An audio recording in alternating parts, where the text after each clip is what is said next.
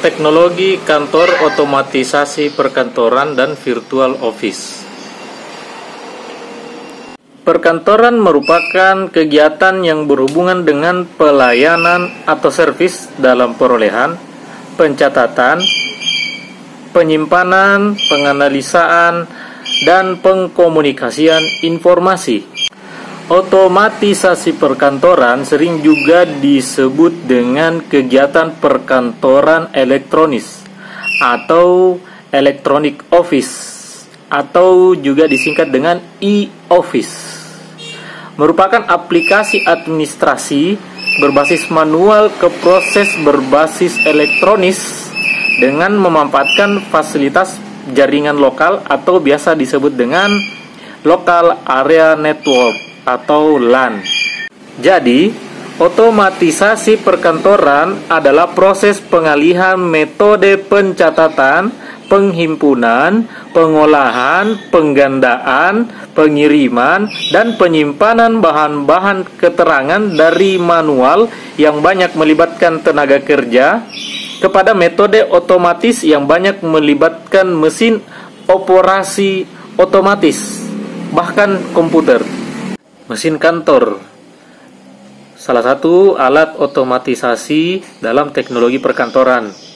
Biasanya kalau dilihat dari tenaga penggeraknya itu ada mesin manual dan ada yang mesin listrik atau elektrik. Kemudian kalau dilihat dari komponen-komponennya itu ada mesin mekanik dan ada yang mesin elektronik.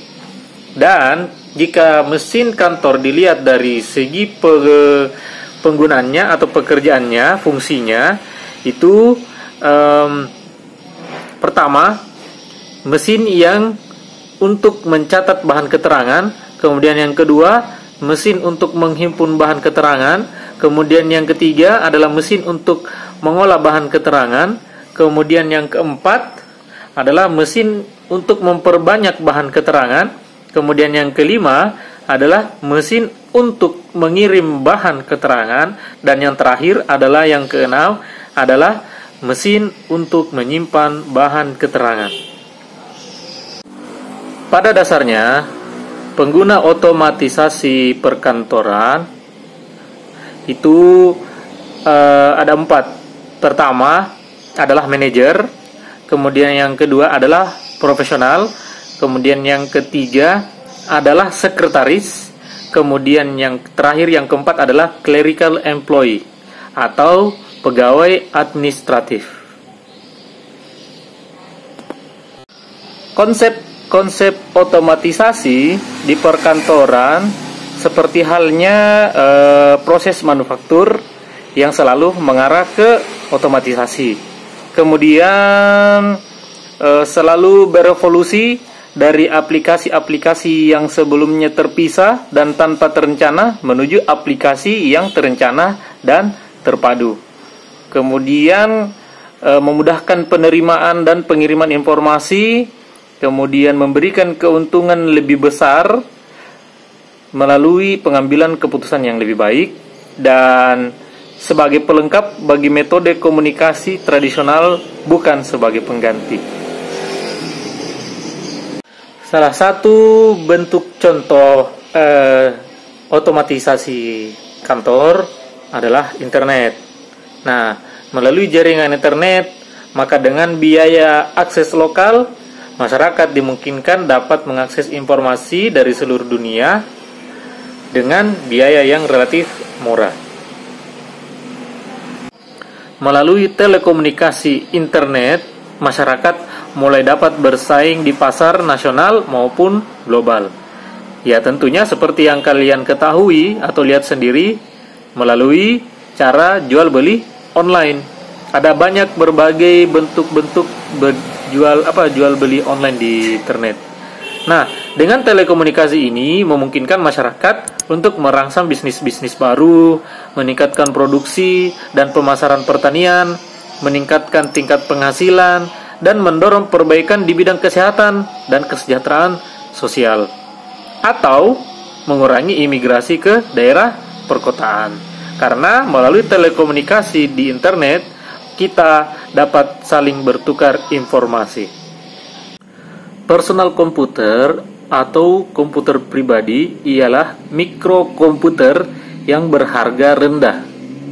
Nadi utama bagi mikrokomputer ialah unit pemrosesan pusat mikro pemroses atau biasa disebut dengan mikroprosesor CPU. Ekspor komputer atau PC dan komponen pengolah data dan telekomunikasi semakin meningkat. Komputer di sini memungkinkan informasi dalam jumlah besar itu dikumpulkan, disimpan, dan diolah. Nah, integrasi mikroprosesor dengan produk lainnya seperti kamera, TV, mobil, microwave, dan handphone dan sebagainya menjadikan produk tersebut menjadi peralatan yang hemat energi.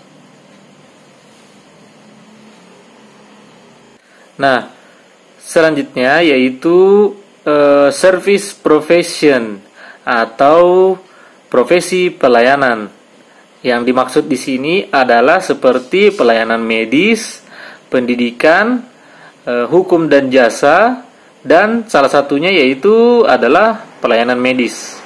Nah, peralatan berbasis komputer akan meningkatkan kemampuan penyimpanan data medis, analisis kasus, pengolahan citra medis, dan sistem pembayarannya.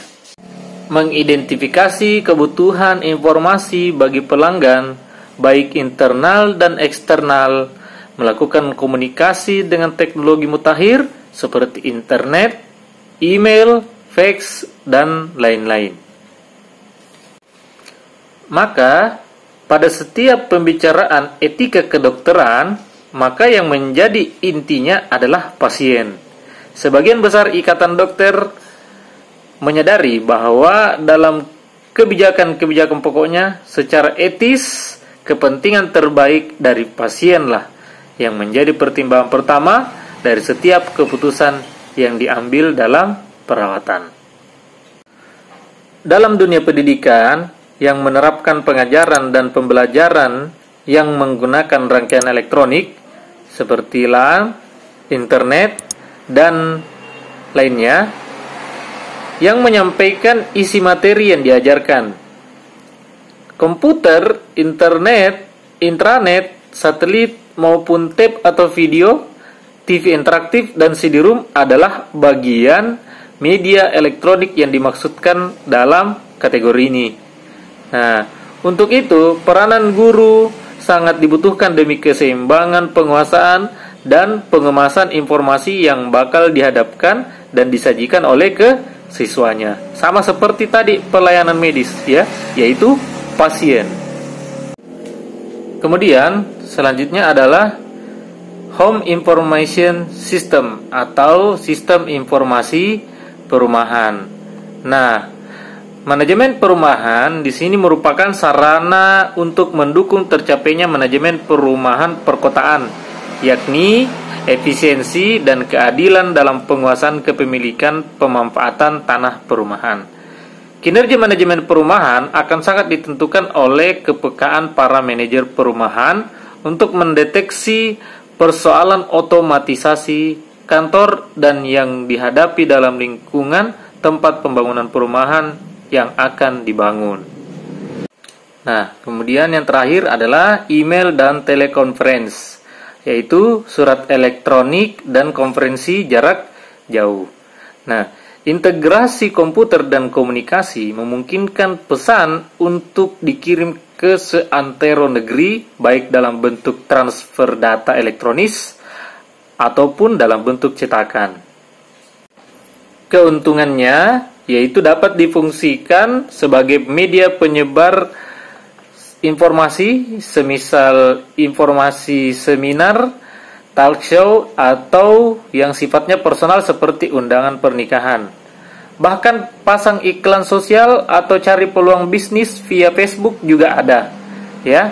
Dengan mempunyai sebuah profil, itu artinya Anda telah membangun sebuah rumah virtual di web, di mana Anda bisa menjamu atau mengundang teman-teman Anda untuk bertamu dan melihat koleksi-koleksi di rumah Anda. Mulai dari foto, kemudian puisi, bahkan sampai video, ya.